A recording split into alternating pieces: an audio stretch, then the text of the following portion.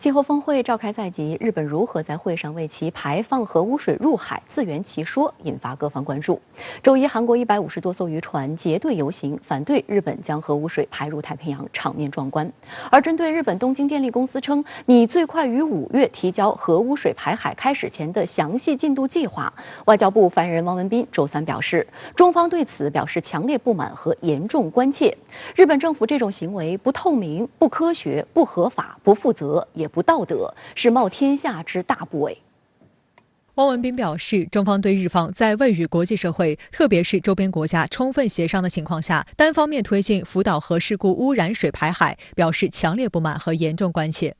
汪文斌强调，福岛核事故污染水处置问题事关亚太地区和全球生态环境安全，事关各国人民生命健康，理应征求各利益攸关方，特别是日本周边国家的意见，并经过充分协商，也应该在联合国、世界卫生组织、国际原子能机构等框架内进行评估和讨论。日方不顾国际社会的质疑和反对，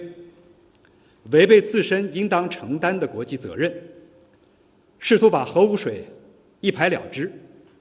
把环境健康安全风险扩散到全球，这种行为不透明、不科学、不合法、不负责，也不道德，是冒天下之大不韪。我觉得呢，目前来看呢，日本呢已经在不断的向海里排泄一些核的污染物。那么在这种情况之下呢，国际社会应当有组织的或者是进行一个国际合作，那么对日本类似这样污染海洋的现象不仅要抗议，而且呢要通过法律的程序，向日本提出一些申诉。作为日本的近邻，韩国对日本排放核污水一事反应强烈。韩国外长郑义溶周二表示，日方的排放决定可能会使太平洋沿岸国家遭受灾难性后果。韩国外交部将向这些国家积极宣传韩方立场，并在国际舞台上将日方决定付诸公论。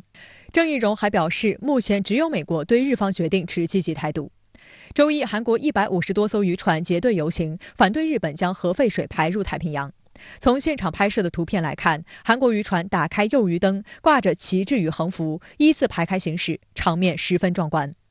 除了韩国渔民外，韩国国内还举行了多场抗议活动。不少超市明确规定不再销售日本海鲜产品，一些超市甚至直接挂出抵制日货的标语。有25个水产团体同时发表联合声明，对日本排放核废水的决定进行了严厉谴责。此外，韩国大学生也加入了抗议队伍，连续数日在日本驻韩大使馆门前抗议示威。전 세계 모든 이들 앞에 진심으로 사죄하고 뉘우칠 때까지 이 자리에서 이곳 일본 대사관 앞에서 단 한 발자국도 움직이지 않을 것입니다. 由于韩国的这种海洋渔业比较发达，所以呢，他是首当其冲的受害者。在这种情况之下呢，通过外交抗议包括国民包括呢，这个自发的一些民间的一些组织他的一些行为都可以理解。我个人判断呢，今后随着这种大量的这种污水不断出现的这种现象，那么日本可能面临着周边的国家越来越多的抗议。另一方面，目前距离东京奥运会开幕只有不到100天，但日本国内疫情形势依旧十分严峻。周二全天新增确诊高达5289人，其中东京新增843例，大阪新增1242例。日本政府消息人士周三表示，政府将很快下令疫情持续扩大的东京都、大阪府和兵库县进入新一轮紧急状态。这将是去年新冠疫情爆发以来，日本政府第3次宣布紧急状态令。共同社报道称，近期疫情最紧张的大阪府周二要求中央政府在该地实施紧急状态，东京都地方政府也将在近几天提相同要求。日本政府消息人士周三表示，由于日本疫情形势严峻，日本首相菅义伟决定取消其原定于本月末访问印度和菲律宾的日程，转而专注于应对国内疫情。菅义伟称，新一轮紧急状态不会影响东京举办奥运会和残奥会。而此前，日本自民党干事长二阶俊博曾表示，取消东京奥运会是可选项。如果是日本能够普及